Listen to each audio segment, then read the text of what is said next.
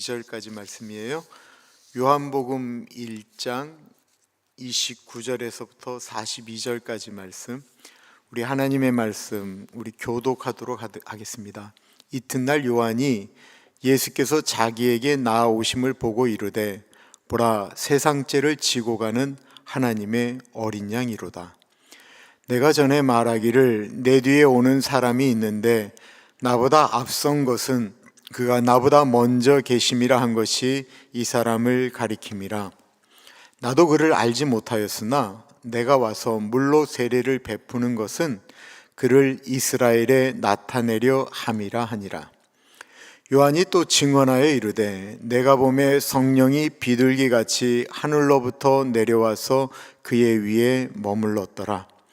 나도 그를 알지 못하였으나 나를 보내어 물로 세례를 베풀라 하신 그이가 나에게 말씀하시되, 성령이 내려서 누구 위에든지 머무는 것을 보거든 그가 곧 성령으로 세례를 베푸는 이인 줄 알라 하셨기에 내가 보고 그가 하나님의 아들이심을 증언하였노라. 또 이튿날 요한이 자기 제자 중 두 사람과 함께 섰다가 예수께서 거니심을 보고 말하되, 보라, 하나님의 어린 양이로다. 두 제자가 그의 말을 듣고 예수를 따르거늘 예수께서 돌이켜 그 따르는 것을 보시고 물어 이르시되, 무엇을 구하느냐? 이르되, 랍비여 어디 계시오니까 하니, 랍비는 번역하면 선생이라. 예수께서 이르시되, 와서 보라. 그러므로 그들이 가서 계신 데를 보고 그날 함께 거하니 때가 10시쯤 되었더라. 요한의 말을 듣고 예수를 따르는 두 사람 중에 하나는 시몬 베드로의 형제 안드레라. 그가 먼저 자기 형제 시몬을 찾아 말하되, 우리가 메시아를 만났다 하고, 메시아는 번역하면 그리스도라. 데리고 예수께로 오니 예수께서 보시고 이르시되, 내가 요한의 아들 시몬이니 장차 게바라 하리라 하시니라. 게바는 번역하면 베드로라. 이 땅에 우리를 위하여 오신 예수님은 30살이 되시기까지는 아들로서 어머니를 모시고 살다가 30살이 되시자 드디어 이 땅에 오신 목적, 인류를 구원하시기 위한 일을 시작하시는데, 그 시작은 바로 세례 요한에게 세례를 받는 것이었습니다. 29절부터 봅니다. 이튿날 요한이 예수께서 자기에게 나아오심을 보고 이르되, 보라, 세상죄를 지고 가는 하나님의 어린 양이로다. 내가 전에 말하기를 내 뒤에 오는 사람이 있는데 나보다 앞선 것은 그가 나보다 먼저 계심이라 한 것이 이 사람을 가리킴이라. 나도 그를 알지 못하였으나 내가 와서 물로 세례를 베푸는 것은 그를 이스라엘에 나타내려 함이라 하니라. 그 세례 요한은 예수님보다 6개월 정도 먼저 태어난 두 분의 관계는 사촌간이죠. 그런데 오늘 고백할 때 세례 요한이 이렇게 얘기합니다. 예수님은 나보다 먼저 계셨다라고 이야기하죠. 세례 요한이 오랜만에, 정말 오랜만에 예수님을 만난 거예요. 서로 왕래하지 못하다가 예수님을 만났습니다. 세례 요한은 요단강에서 세례를 주는 일을 시작하셨고, 세례 요한의 삶을 보면 신학적으로는 에세네파라고 하거든요. 그들은 금욕적인 삶을 살고, 그들은 공동체를 이루고, 또한 광야에서 거하면서 메뚜기와 석청을 먹고, 이런 그 낙대 토롯을 입는 그런 삶을 살았던 분들을 에세네파라고 하는데, 세례 요한은 그렇게 떠나서 살고 계셨습니다. 그 세례 요한이 예수님을 보면서 세상죄를 짊어지시고 가는 하나님의 어린 양이라고 했습니다. 사람들에게 그렇게 얘기한 거예요. 왜 이렇게 말씀하셨을까요? 유다 백성들에게 어린 양이라고 하는 개념은 바로 유월절을 생각나게 하거든요. 유월절이 뭐예요? 우리가 담을 넘는다라고 할 때 월담이라고 그러잖아요. 담을 넘는 건 월담이에요. 그러니까 유월이라고 하는 건 넘어갈 유, 넘어갈 월, 그래서 넘어간다라는 거예요. 그냥 넘어가 주는 게 유월이에요. 패스오버. 뭐냐면 하나님께서 애굽 땅에 재앙을 내리실 때 10번째 재앙은 장자를 다 죽이는 거였잖아요. 그때 이스라엘 사람들이 어린 양을 잡아서 그 피를 문설주와 문인방에 바르면 죽음의 천사가 이렇게 넘어갔다라는 거예요. 비록 죄된 인생이지만 어린 양의 피가 있으면 넘어간다라는 거예요. 그러므로 예수님을 가리켜 세상 죄를 짊어지시고 가는 하나님의 어린 양이라고 고백하는 것은 하나님의 아들인 예수님이 우리의 죄를, 너와 나의 죄, 이 세상의 모든 죄를 짊어지시고 가는 어린 양으로 오셨다라고 하는 것을 선포하는 것입니다. 사람이 강도짓을 한 사람에게 내가 너의 죄를 용서해 준다고 한다고 해서 그 죄가 용서됩니까? 사람이 사람의 죄를 우리가 우리 개인의 죄로 용서할 수는 있지만 그 죄를 용서할 수는 없지요. 오직 심판자이신 하나님만이 하실 수 있는 것입니다. 그러므로 죄 없으신 어린 양인 예수님께서 사람의 죄를 짊어지시기 위하여 이 땅에 오신 것이지요. 그리고 세례 요한은 자신은 물로 세례를 주지만 그분은 성령으로 세례를 주신다라고 했습니다. 세례의 의미가 뭐죠? 세례에 대한 의미를 이야기할 때 신약에 이런 표현이 나옵니다. 이스라엘 백성들이 애굽이라고 하는 나라에서 살 때 애굽의 문화, 그곳에서 종로로 탄 건 세상의 종로로 타는 곳과 똑같은 것이다라고 얘기를 했어요. 그들이 홍해를 가른 곳을 홍해를 건너가죠. 홍해를 걸 땐 홍해가 갈라져서 그들이 육지처럼 건너갔는데 그들이 건넌 다음에 이집트 사람들이 올 때 홍해가 갈라지죠. 그리고 이스라엘 사람들이 다시 돌아가고 싶어도 돌아가지 못하는 거예요. 홍해를 건넜다라고 하는 것은 예전에는 애굽의 종이었는데 시내산 계약을 하면서 이제는 하나님의 백성으로 산다라고 하는 것을 고백하는 것이죠. 마찬가지로 물 세례, 우리가 세례를 받는다라는 것은 과거에는 내가 죄와 사망의 권세 가운데 있었던 세상의 사람이었는데 내가 세례를 받음으로써 하나님 앞으로 나아갑니다라고 고백하는 의식이에요. 엄밀한 의미에서는 종교 의식이지요. 그래서 세례를 받아서 내가 변화된 삶을 살겠습니다라고 이야기를 하지만 세례를 받은 다음에 다시 예전으로 돌아가는 분들이 굉장히 많이 있습니다. 왜냐하면 세례는 고백이지만 흔들릴 때가 많거든요. 우리가 결혼 고백을 할 때 나는 당신을, 당신은 나를 둘만 사랑하겠다고 고백하지만 그게 흔들릴 때가 있는 것처럼. 그럼 성령 세례라고 하는 것은 무엇입니까? 성령 세례. 성령 세례는요, 예수 그리스도께서 내 안에 내주하시고 예수님이 나의 주인 되시는 것을 고백하고 주님을 받아들일 때 그때 내 안에서 일어나는 내적 변화입니다. 정말로 예수님과 더불어 살기 시작하면 죄에 대해서 민감해지기 시작합니다. 죄에 대해서 민감해지고 죄 때문에 회개하는 일들이 일어나고 사람의 변화가 일어납니다. 왜 변화가 일어나지 않는가? 내 안에 예수 그리스도로 인한 삶의 변화 없는 이유는 내가 예수님을 나의 주인으로 어떻게 보면 섬기지 않기 때문에 그렇습니다. 사도 바울이 에베소라고 하는 곳에 갔다가 교인들을 만나게 돼요. 제자들을 만나게 돼요. 그리고 그들에게 질문을 해요. 너희들이 믿을 때 성령 세례를 받았느냐? 그랬더니 이들이 우리는 성령이라는 말 자체를 들어본 적이 없습니다.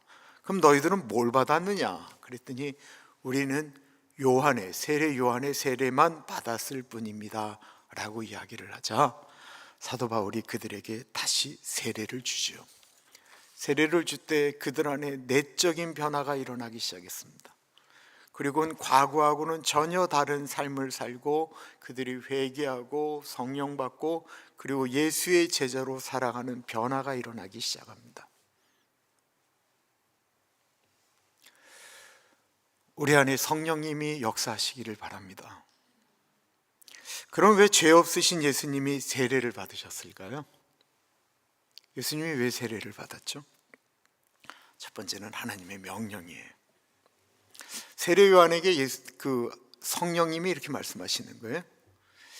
너가 아직 메시아가 누군지 모르지. 너는 광야에 외치는 소리고 누군가를 전해야 되고 메시아가 올 것이다 라는 것을 외쳐야 되는데 너 아직 메시아를 모르지 않니?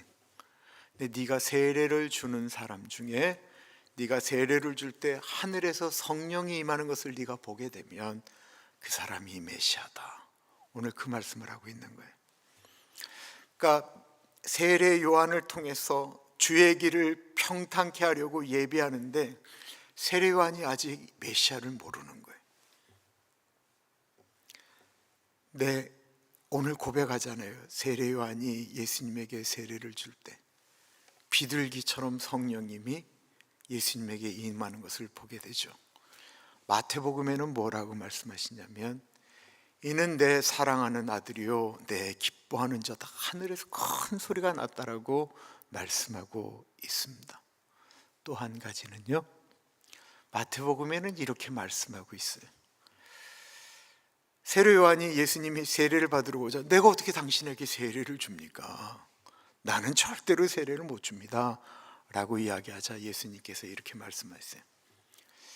나에게 세례를 주는 것이 하나님의 의를 이루는 것이다 라고 고백을 해요.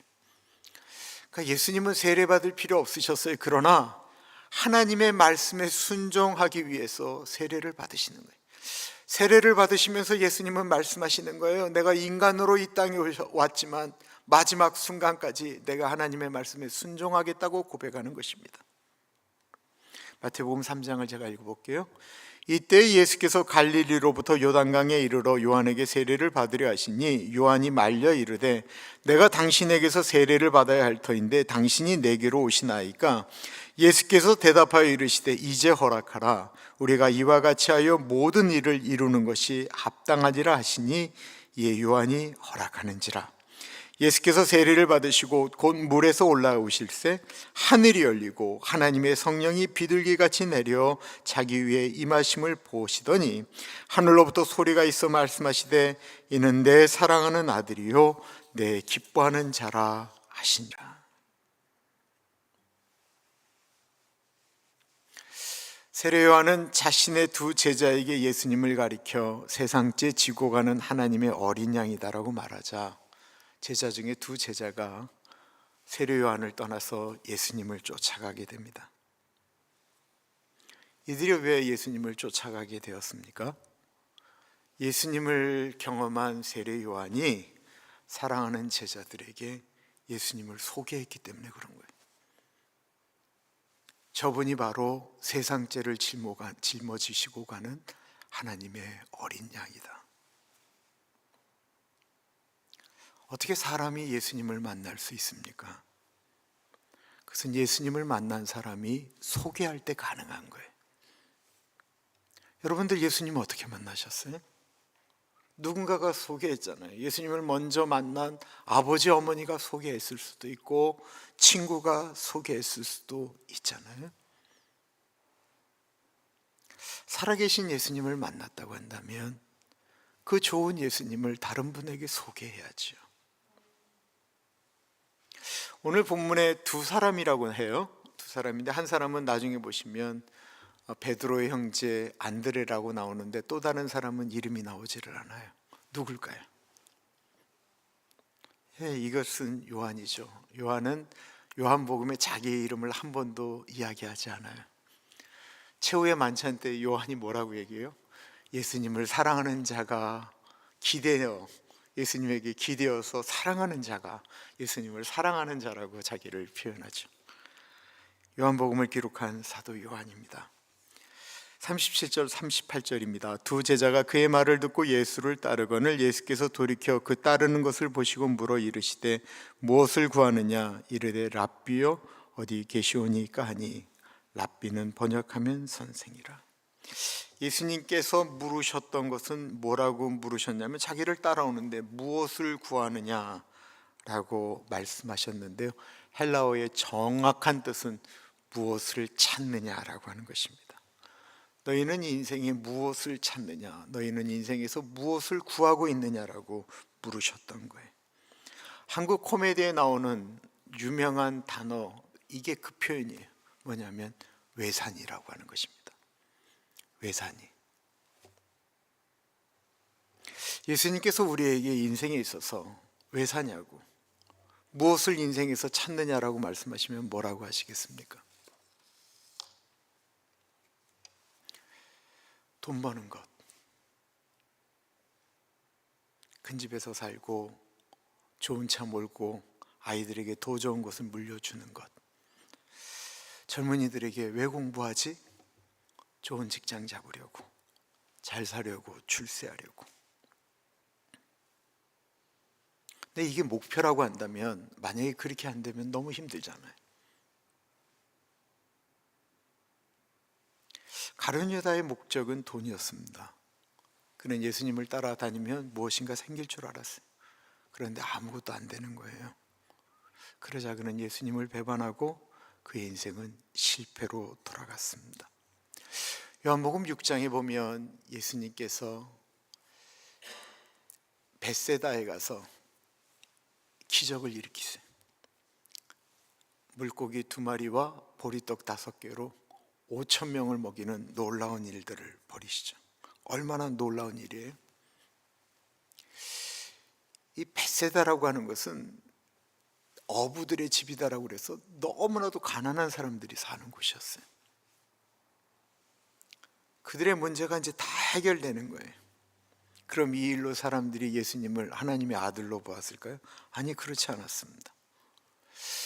이들이 예수님을 쫓아왔어요. 그러자 예수님께서 이렇게 말씀하시는 거예요. 내가 진실로 너희에게 이르노니 너희가 나를 찾는 것은 표적을 본 까닭이 아니요 떡을 먹고 배부른 까닭이라. 그리고 6장 66절에는 너무나도 이상한 얘기가 나와요. 이러므로 제자 중에 많이 물러가고 다시 그와 함께 다니지 아니하더라.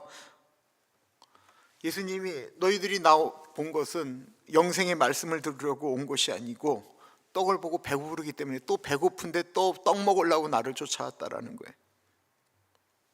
그러자 이들의 목적은 떡이었기 때문에 뒷말이 얼마나 무서워요. 다시는 예수를 쫓지 않았다라는 거예요.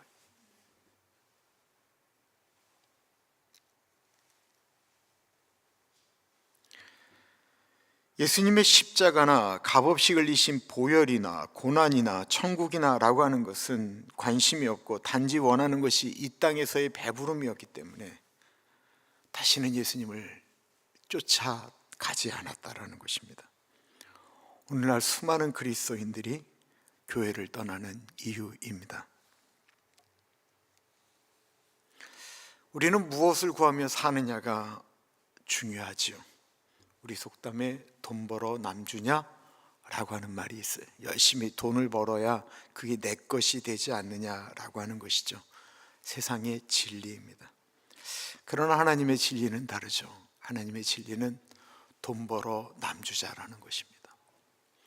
저는 자본주의가 기독교적으로 단단할 때가 가장 영향력이 있습니다. 그것은 자본주의 가운데 돈을 많이 번 신실한 그리스도인들이 자기네 것들을 풀어서 이 땅에 수많은 분들을 도왔기 때문에 그렇습니다. 공부해서 남주냐라는 말이 있습니다. 부모들이 자식들이 공부 안 하면 얘기하는 거죠. 너 공부해서 남줘? 공부하면 다 네 건데 라고 이야기를 합니다. 그런데 예수 믿는 사람은 공부해서 남주자라는 것입니다. 하나님의 영광을 위해서 돈을 열심히 벌고 그리고 하나님을 위해서 열심히 공부해서 사회에 공헌하자라는 것입니다. 기독교 정신으로 세워진 한동대학교의 교훈이 바로 이거예요. 공부해서 남주자.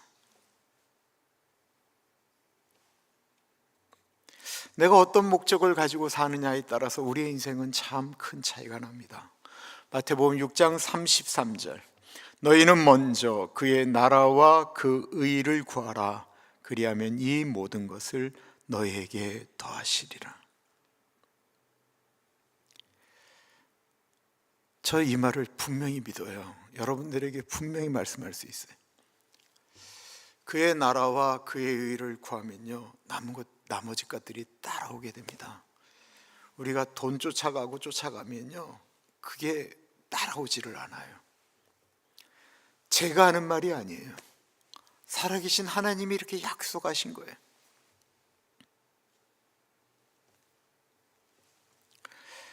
제자들은 예수님의 말씀을 듣고는 예수님 어디 계십니까? 라고 물었습니다. 이게 예수님이 묵으시는 장소를 물어보는 게 아니에요. 랍비여, 선생님이여 라고 하는 것이 관용어잖아요. 옛날 유대인들은 율법 선생님들하고 대화를 할 때는 꼭 이렇게 표현했다고 그래요. 랍비여 어디 계십니까? 그러자 예수님은 간단하게 말씀하셨습니다. 와 보라. 39절 우리 같이 한번 읽어봅니다. 시작. 예수께서 이르시되 와서 보라. 그러므로 그들이 가서 계신 데를 보고 그날 함께 거하니 때가 10시쯤 되었더라. 성경에 나오는 시간에는 6을 더하면 요즘 시간이에요. 그러니까 10시니까 한 오후 4시 정도 되었던 것이죠. 우리의 신앙은 일단 와보는 것으로 시작이 되어집니다. 간혹 예수님이 내 마음에 갑자기 꿈 가운데 들어오셔서 교회를 왔다라고 하는 분도 간혹 계시기는 하세요. 근데 이건 정말 특별한 은총이고요. 많은 사람들이 그렇게 예수를 그렇게 믿지는 않습니다. 저희 교회 장로님 한 분은요, 미국에 왔는데 미국에 오면 이제 누구 집에 머물러야 하잖아요. 친구 집에 잠깐 머물렀대. 돈이 너무 많아서 미국에 오기도 전에 집도 샀는데 글로 가지 못하고 친구 집에 먼저 머물렀던 거예요. 친구가 주일날 야 교회 가자. 미국 오면 다 교회 가야 되는 거야. 그래서 불교 신자였던 그분이 교회를 오셨어요. 그런데 그 장로님은 오신 그 주부터 한 번도 교회를 떠난 적이 없었어요. 예수를 믿어서가 아니에요. 오니까 재밌더래요. 저희 교회 한 장로님은 젊으셨을 때 예수 믿는 권사님, 그때 뭐 집사죠. 그냥 주차장에다 내려놓고 들어가면 주차장에서 그냥 예배 끝날 때까지 기다렸대. 근데 이게 한두 주죠. 계속 기다린다가 나중엔 자기도 좀 그래서 교회로 들어갔다가 지금 장로님 되셨어요. 어느 분은 미국에 와서 딸이 교회 다니니까 할 수 없이 교회를 나오셨다라고 하는 분도 계시고요. 다들 그냥 예수를 믿으러 온 것이 아니고 그냥 왔다라는 것입니다. 예수님이요 처음 제자들에게요 나는 성령으로 잉태돼서 처녀인 엄마 몸에서 태어났고 나는 창세 이전부터 하나님과 같이 있었고 나는 메시아다. 너희가 나를 믿으면 영원히 살겠고 나를 믿지 않으면 죽는다. 예수님께서요 제자들에게 한 번도 그런 말씀하신 적 없어요. 죽으러 가실 때 가야사라 빌립보를 지나가셨을 때 그때 처음으로 말씀하셨어요. 너희는 나를 누구라고 하느냐? 예수님이 제자들에게 하신 말씀은 와 보라라는 거였어요. 근데 와 봤는데 하루 만에 제자들 가운데 저분이 메시아다 라고 말씀하시는 분들도 있었지만 이들이 아는 개념은 추상적인 것이었다라는 것입니다. 사람들이 교회에 대한 수많은 편견을 가지고 있습니다. 잘못된 정보를 가지고 있습니다. 그래서 교회에 나오지를 않는 거예요. 일단 나와봐야 되잖아요. 누군가가 오렌지 가나안 장로교회는 참 좋은 교회다라고 아무리 얘기해도 와보지 않으면 아무 소용이 없잖아요. 일단 와보라는 말씀에 제자들이 밤새도록 예수님과 같이 있었던 것 같아요. 그리고 제자들은 하루 만에 예수님을 가리켜 메시아라는 말씀을 하셨어요. 예수님께서 내가 창세 이전부터 있었고 내가 천지창조한 얘기를 해줄게 이런 얘기를 하지 않으셨는데 우리가 교회에서 발견해야 될 게 이거다라는 거예요. 어느 분은 교회에 와서 사람들의 이상한 것만 발견해. 교회 와서 그 교회의 문제점만 발견해. 그런 것만 발견해요. 그럼 교회가 이게 문제다 저게 문제다라는 얘기들을 하는 분들을 보게 돼요. 우리가 교회에 와서 발견해야 될 분이 누구예요? 예수 그리스도. 예수님 발견하지 않는 수십 년 된 신앙생활은 그 중에 제일 불쌍한 사람이다라는 거예요. 예수님을 발견해야지. 예수님이 누구신가 알아야지. 이들은 메시아를 발견했다라는 것입니다. 그 시작은 그럼에도 불구하고 와 보라였다라는 거예요. 오늘은 예수님이 와 보라 하지만 내일 본문에 보면 제자들이 와 봐라 그렇게 얘기를 해요.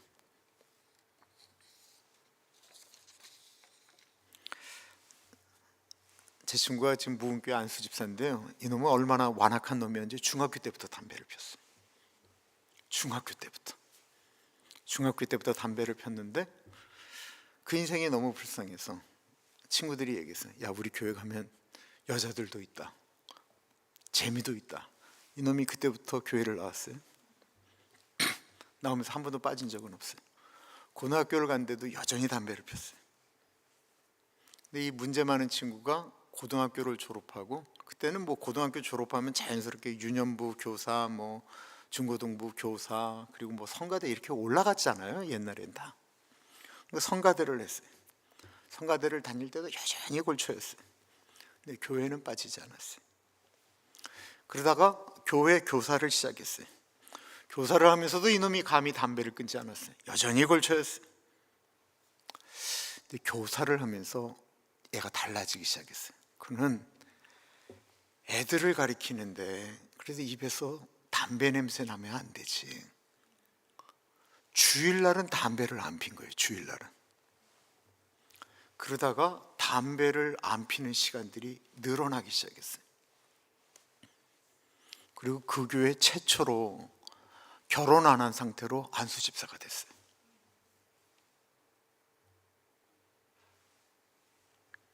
그 친구를 오게 했던 건 다른 것이 아니었습니다. 일단 와봐라. 그는 재미를 찾아 또 여자를 만난다고 하니까 그렇게 왔었는데 15년이 지난 다음에 교회의 일꾼이 되었습니다. 혹시 주변에 누가 담배를 피워 나는 교회를 못 간다, 술 먹어서 나는 못 온다라고 하는 분이 만약에 말씀하신다면 오렌지 가나안 장로교회는 no problem. 여러분, 포도원 비유에 예수님께서 말씀을 하세요. 새벽에 가서 사람을 데려왔어요. 그리고 일을 시켜도 구원에 대한 얘기죠. 오전 9시에 가서 또 데려왔어요. 오전 10시에 가서 또 데려왔어요. 오후 3시에 가서 데려왔어요. 이제 일할 시간이 다 끝난 오후 5시에 또 나가서 그때까지 일을 못 찾는 사람들을 데려왔어요. 무슨 얘기예요? 오후 5시에 언제 담배 끊고 예수 믿어요? 평생을 그렇게 사셨는데. 일단 데리고 와서 구원받게 하는 게 중요한 거예요. 그렇다고 가서 같이 술 먹으라는 얘기는 아니에요. 저는 너무 변화된 다음에 성가들을 해야 된다, 저는 사실 좀 그렇게 생각 안 합니다. 이게 저의 문제이기도 해요. 어떻게 감히 하나님을 찬양하는데 저런 사람을 세울 수 있느냐라도 생각이 들지만, 사실은 성가대원들 중에요, 정말 수많은 분들이 순 엉터리로 믿다가 성가대 하면서 예수 만난 분도 많아요.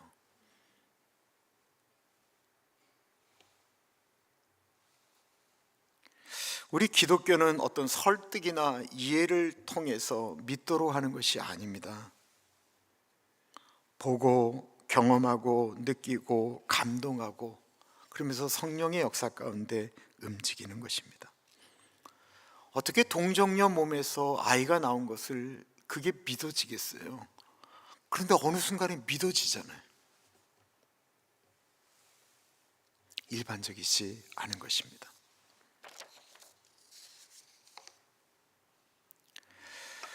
40절부터 보면 요한의 말을 듣고 예수를 따르는 두 사람 중에 하나는 시몬 베드로의 형제 안드레라. 그가 먼저 자기의 형제 시몬을 찾아 말하되 우리가 메시아를 만났다 하고, 메시아는 번역하면 그리스도라.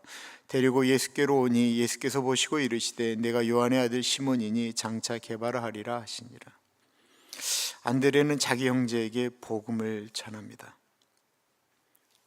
이것이 우리의 삶의 모습이 되어야 되죠. 내가 만난 예수님을 전하고 내가 만난 예수님을 증거하는 삶이 우리 신앙의 모습이 되어야 합니다.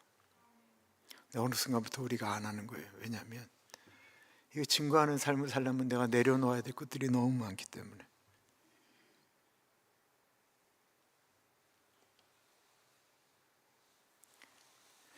예수님께서 시몬을 보시고 말씀하시는데, 내가 요한의 아들 시몬이니 장차 개바라 하리라 말씀하고 계십니다. 장차라는 말이 되게 중요한 비죠. 장차라고 하는 것은 미래를 이야기하는 거잖아요. 지금은 초라한 동네 어부에 불과하죠. 성질도 급하고 다혈질하면 베드로, 나서기 좋아하고 잘난 척하기 좋아하고 그런 사람입니다. 아무도 알아주지 않고 인정해 주지 않는 보잘것없는 인생. 그런데 이제 앞으로 시간이 지나면 너는 페추라, 너는 반석이라고 말씀하고 있는 것입니다. 그는 예수님 승천 후에 예루살렘 교회를 이끌어가는 훌륭한 지도자가 되었죠. 그가 설교를 하면 하루에 3,000명씩 주께로 돌아오는 놀라운 역사를 이루는 설교가가 되었습니다. 성전 미문에 앉아있는 안진뱅이를 보면서 은과 금은 내게 없거니와 내게 있는 곳으로 내게 주니 곧 나사렛 예수의 이름으로 일어나 걸어라 하면서 안진뱅이를 일으킨 능력의 종이 되었습니다. 그러나 예수님을 만날 때는 전혀 그런 존재가 아니었다라는 것입니다. 42절을 보시면 예수님께서 베드로를 보시고 라고 말씀하셨습니다. 예수님이 본 베드로는 지금의 모습이 아닙니다. 예수님께서 보신 것은 베드로의 외모도 아니고요, 베드로의 직업도 아니고 그의 좋지 않은 성품도 아닙니다. 예수님은 변화될 베드로의 나중 모습을 본 것입니다.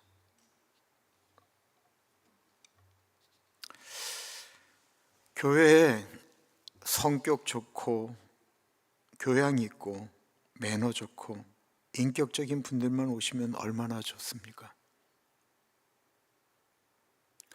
그런데 가만히 보세요. 그런 분들만 모이면 그 교회는 아무것도 안 하게 됩니다.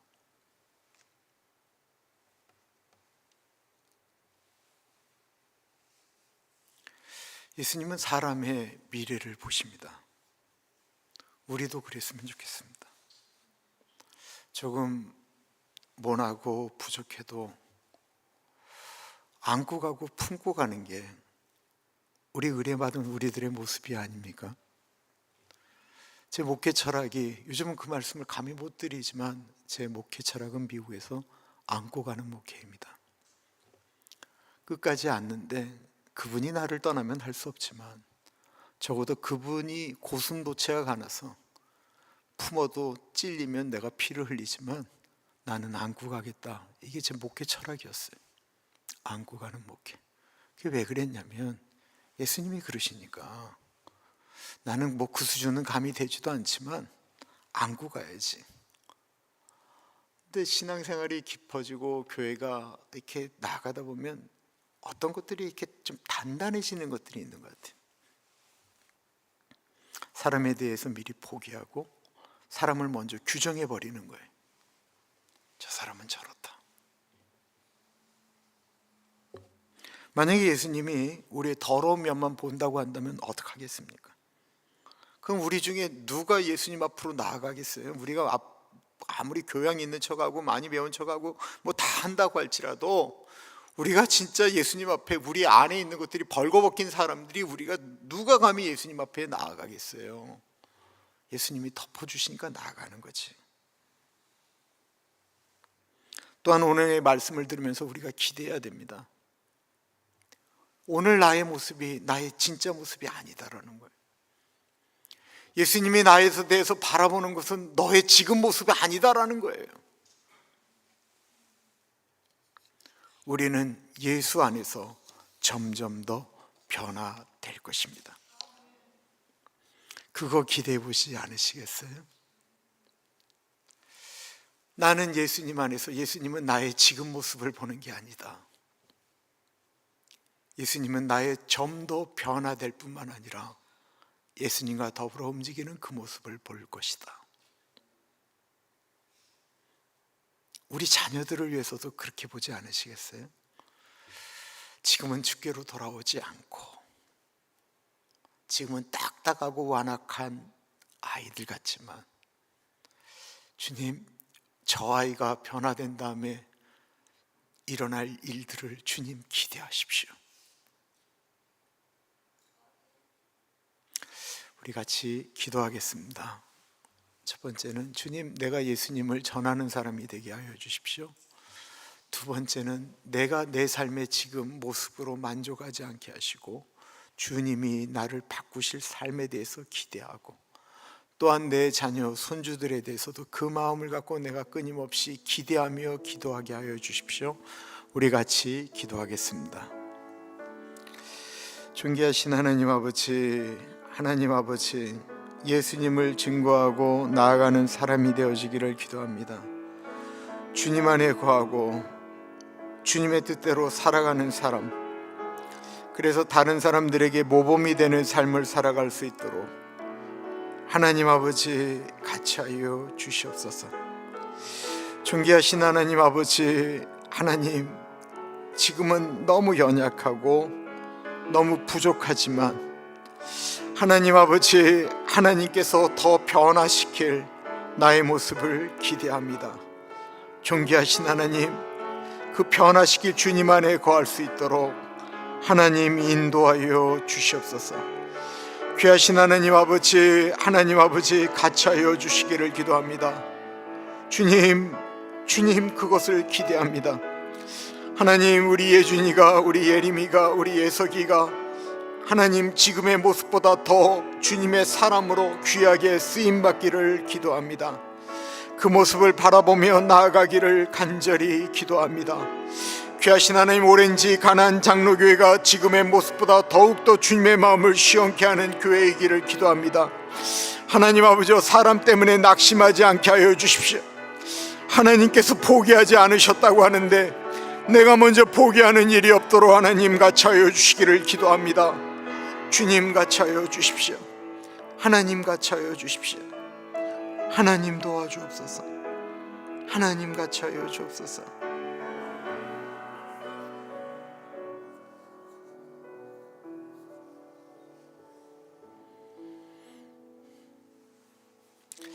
대한민국을 위해서 기도하겠고요. 또한 이제 앞으로 시작되는 트럼프 당선자의 제2기를 위해서도 기도하겠습니다. 내일 모레에 걸쳐서 동부에 커다란 눈폭풍이 닥칠 것이다라고 이야기하는데 어떤 분들은 상상을 초월하는 것이 올 것 같다라고도 이야기를 하세요. 지금 전 세계가 지금 베를린이, 영국이 다 극심한 홍수 때문에 지금 어려움을 겪고 있는데 주님, 내가 막아서서 기도할 때가 어디입니까? 주님, 제가 대한민국을 위해서 기도하고 미국을 위해서 기도하고 또한 우리가 아는 선교사님을 위해서 기도하고 또한 우리 가족들을 위해서 기도하면서 주님, 이 부분은 제가 맡겠습니다. 우리 같이 기도하겠습니다. 존귀하신 하나님 아버지, 우리 대한민국을 지켜주시기를 기도합니다. 하나님, 대한민국이 저렇게 갈갈이 잘려서 하나님 어떻게 해야 될지를 잘 모르겠습니다. 하나님, 우리 대한민국을 지켜주시옵소서. 하나님 아버지, 하나님의 공의와 정의가 대한민국 가운데 흘러갈 수 있도록 하나님 인도하여 주시기를 기도합니다. 트럼프 당선인의 이익 가운데 같이 하여 주시고 그가 하나님 아버지 약속된 하나님의 말씀대로 지키며 나아가겠다라고 약속했던 것들이 이루어질 수 있도록 하나님 인도하여 주시기를 기도합니다. 미국도 전 세계도 어수선한 가운데 있습니다. 하나님 아버지, 하나님의 공의가 정의가 발휘해 흘러갈 수 있도록 하나님 인도하여 주시기를 기도합니다. 하나님 아버지, 대한민국과 미국을 지켜 주시옵소서. 하나님 아버지, 동부 쪽에 하나님 아버지 큰 눈폭풍이 온다라고 이야기를 합니다. 하나님 아버지, 지켜주시고 인도하여 주시기를 간절히 기도합니다. 성령 하나님, 전 세계에서 일어나고 있는 일들 가운데 같이 하여 주시고, 우크라이나와 러시아의 전쟁, 이스라엘과 하나님 아버지 여러 이슬람권의 전쟁 가운데 하나님 깊이 간섭하여 주시고, 하나님 아버지 속히 평화가 이루어질 수 있도록 하나님 인도하여 주시옵소서. 하나님 아버지, 우리 교회가 2025년도 표회를 성벽이 무너진 데를 막아서 기도하는 교회라고 세웠습니다. 하나님 아버지, 이 땅을 위하여 하나님 아버지 성벽에 무너진 데를 막아서서 나로 멸하지 못할 자를 찾다가 찾지 못한 하나님의 그 탄식에 하나님, 저희가 여기서 기도합니다. 고백하는 우리들이 되어질 수 있도록 하나님 같이 하여 주시기를 기도합니다.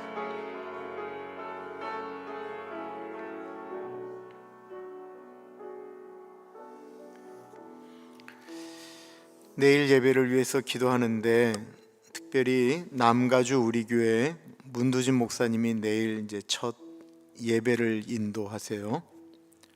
예배를 인도하는데 그 목회자가 이렇게 어디를 처음 가면 여러 가지 고민이 생깁니다. 그는 예를 들면 누구 옆에 서야 되나, 누구랑 같이 밥을 먹어야 되나, 이 모든 것들이 다 민감하거든요. 문두진 목사님이 아주 지혜롭게 내일 첫 예배를 아주 은혜롭게 잘 이끌어 가실 수 있도록, 또한 저희 교회는 송인서 전도사님, 신학교에서 강의를 오래 하셨던 송인서 전도사님이 문두진 목사님 후임으로 내일 저희 교회 취임하게 되십니다. 문두진 목사님을 위해서, 송인서 전도사님을 위해서, 그리고 내일 저희 교회에서 드리는 모든 예배 가운데 하나님 꼭 같이 하여 주십시오. 하나님과 함께 드리는 예배, 하나님이 기뻐하시는 예배 되어질 수 있도록 하나님 같이 하여 주십시오. 우리 문두진 목사님, 송인서 전사님, 내일 예배를 위해서 함께 기도합니다. 존귀하신 하나님 아버지여, 남가주 우리 교회 문두진 목사님, 문혜람 목사님, 우리 예슬이를 주님의 이름으로 축복합니다. 목사님이 내일 예배를 잘 인도하고 잘 이끌어 가실 수 있도록 목사님 가운데 같이 하여 주시고, 남가주 우리 교회 어른들의 마음을 넉넉하게 하셔서 하나님 아들처럼, 딸처럼, 손주처럼 문두진 목사님을 잘 품고 가실 수 있도록 하나님 도와주시기를 간절히 기도드립니다. 하나님 아버지, 송인서 전사님 가운데 같이 하여 주십시오. 한국에서 돌아와 여독이 풀리지 않은 상태로 교회에 부임을 하게 됩니다. 하나님 아버지, 내일 저희 교회 어른들의 마음 가운데 하나님 전사님과 첫 대면이 아름답고 감사할 수 있도록 인도하여 주시고 지켜주시고 도와주시기를 간절히 기도드립니다. 하나님, 내일의 예배 가운데 같이 하여 주십시오. 내일의 예배가 아버지 주님의 은혜 가운데 흘러가게 하여 주시기를 기도합니다. 하나님 없이 예배드리지 않게 하여 주십시오. 하나님의 임재 없이 예배드리지 않게 하여 주십시오. 하나님, 우리끼리 즐기는 예배가 되지 않게 하여 주십시오. 하나님을 향하여 두 손을 들고 찬양하며 하나님을 향하여 우리 입술을 벌리며 하나님과 더불어서 예배를 드리고, 하나님 또한 떠날 때는 예수님 손 붙들고 나아가는 아버지 그런 하루가 되어질 수 있도록 하나님 아버지 같이 하여 주시기를 간절히 기도드립니다. 주님 같이 하여 주옵소서. 하나님 같이 하여 주십시오. 하나님 같이 하여 주옵소서. 하나님,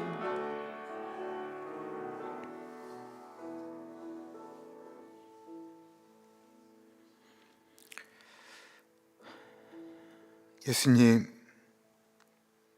우리에게도 좀 예수님의 눈을 주십시오.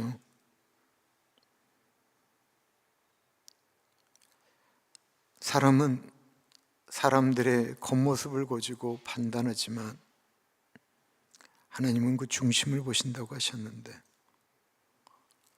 주님, 우리도 좀 그런 예수님의 눈으로 사람들을 바라볼 수 있는 넉넉함을 우리에게 좀 주십시오. 하나님, 우리가 사람을 고를 수가 없습니다.